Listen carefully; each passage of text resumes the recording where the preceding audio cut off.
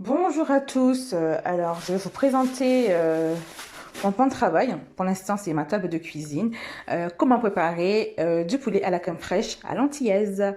Parce que oui, comme vous le savez, on aime bien tout ce qui est épices.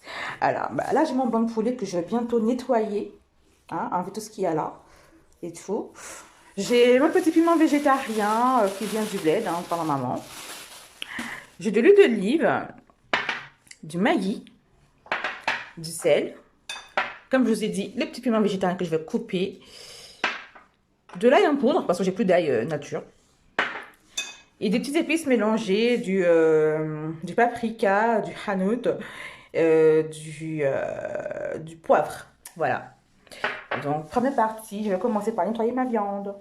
Donc là, je vais venir enlever des matières étrangères. Hein. Moi, j'aime pas trop cuisiner avec ça. Là, je sais pas si vous voyez. Là, ça, je déteste. Donc, du coup, j'enlève toujours.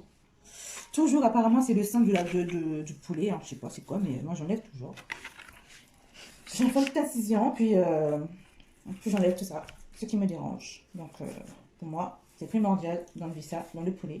Apparemment, comme disait ma grand-mère, pour éviter l'odeur du poulet. Je sais pas si c'est vrai, j'ai jamais essayé de cuisiner sans. Mais en tout cas, je l'enlève. Maintenant que j'ai tout enlevé, là, vous voyez, hein, tout est propre. Je vais couper en fines lamelles, en petites lamelles. Voilà. Voilà. Et je vais couper comme ça. Pas en petit dé, hein, en petit rectangle, on va dire. Voilà, comme ça. Et je mets dans mon récipient, voilà, ici présent, pour pouvoir après le laver et mettre à citronner environ à peu près voici 30 minutes pour qu'il puisse bien prendre le sel et le goût du citron. Comme ça, pas d'odeur de frais. Ça sent très bon et puis c'est propre, quoi. Toutes les bactéries, comme dit ma grand-mère, sont mortes. Voilà, après avoir bien coupé en petits rectangles la viande, j'ai pas de citron, donc je mets un peu de vinaigre. Ça, basique. Pas beaucoup, hein, parce que c'est pas du citron. C'est pas le même goût du tout. Et je mets un peu de sel. Voilà, pas beaucoup de sel aussi non plus. Voilà. Et je tourne et je vais laisser poser ça au moins 30 minutes. Histoire que bien le poulet ait pour moi un peu d'acidité et un peu de sel. 30 minutes et on laisse poser au frais. Voilà, après 30 minutes, ben, du coup, je mets de l'eau chaude ici. Voilà, hop, c'est chaud. Pour venir laver la viande. Toujours laver sa viande avant l'utilisation. À l'eau chaude surtout. Voilà. Je vais laver, tourner. Je vais laisser 2 minutes. Ouh là là, c'est chaud. 2 minutes comme ça dans l'eau chaude. Et après, je vais l'estorer. Voilà, j'ai ça, le petit poulet. C'est chaud, hein. Attention, ne faites pas comme moi avec vos mains. Utilisez un passoire. Sauf que là, ce passoire, il est là. J'ai la peine d'aller le chercher. Voilà. Et maintenant, je vais épicer tout ça correctement. Donc maintenant que j'ai mis mon poulet à l'eau chaude, voilà, je verse le Maggi ici, toujours en sauce. Le sel ici, voilà. Mon mix d'épices que j'ai mélangé, hein, qu'on trouve ça au champ partout, on fait son mix soi-même. L'ail en poudre, voilà. Là, c'est très important pour le poulet, ça donne beaucoup de goût, je vous le conseille. Et un peu d'huile d'olive. N'oubliez pas, l'huile d'olive, c'est très important. C'est pour vous éviter de mettre de la matière grasse dans le poêle que vous allez utiliser.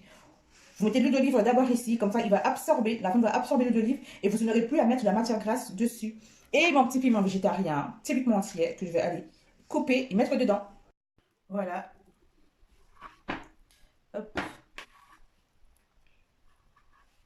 Le piment végétarien, il est là. Et maintenant, je vais mélanger tout ça. Bien mélanger surtout. Hein. Oh là là, de belles couleurs déjà. De très belles couleurs. Et je vous dis pas, hein, l'odeur du piment végétarien, c'est super. C'est ce qui va déterminer le goût de votre poulet, dans tous les sens.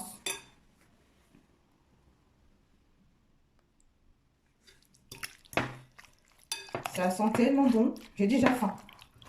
On va laisser poser au frigo 30 minutes. Et à feu doux, je fais revenir mon oignon.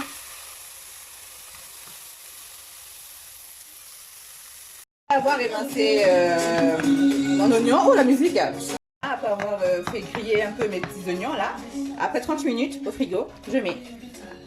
Voilà, toujours à feu doux, hein, pour pas de surprise.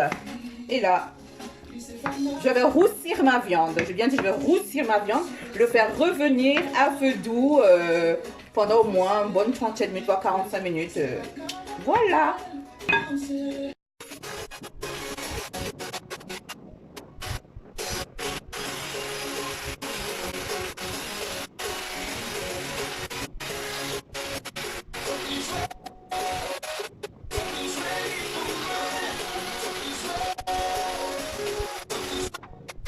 Voilà, vous voyez, je suis en train de roussir ma viande, je le fais revenir. Et ne pas hésiter, hein, si vous voulez un peu plus corsé, à mettre un peu de poivre de temps en temps, de temps à autre. Moi, j'aime bien quand c'est un peu corsé, pour les enfants à éviter. Donc voilà, je roussir ma viande, je fais revenir encore 25 minutes encore. Bien avant ça, ma crème fraîche, je la prépare avant.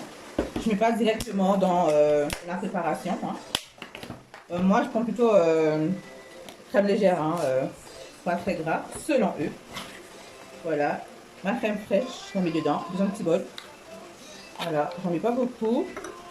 Pas besoin de mettre des tonnes. Hein, Et dedans, un petit peu de... c'est bizarre, de poivre. J'allais perdre le nom. Et je fais revenir comme ça. Je mélange bien.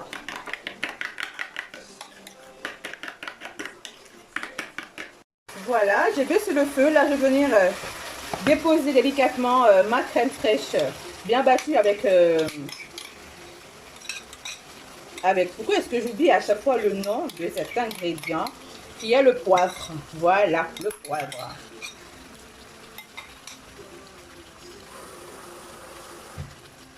J'ai mis un petit peu d'eau pour bien prendre le fond de mon bol. Après, voilà, je mélange. Si je vous dis l'odeur qui se dégage dedans là, ça sent trop bon. Et c'est sûr que c'est bon. Voilà, à feu doux. Toujours à feu doux. Voilà. C'est pas beau ça? C'est magnifique. C'est magnifique et c'est bon.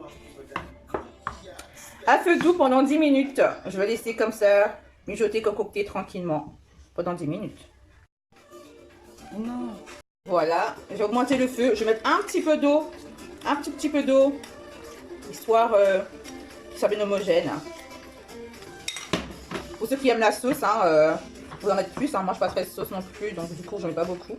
Et là, je vais laisser mijoter avec juste un petit peu de cubord, mais très petit. Hein, juste un petit carré comme ça, là. Un petit bout. Juste ça, hein, juste ça qu'on met dedans. Comme ça.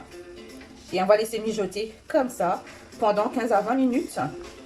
Ça de bien parfumer, donner un petit goût, un bon petit goût à votre sauce.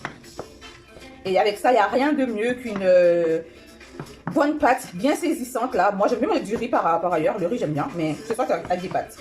Et ça, c'est excellent.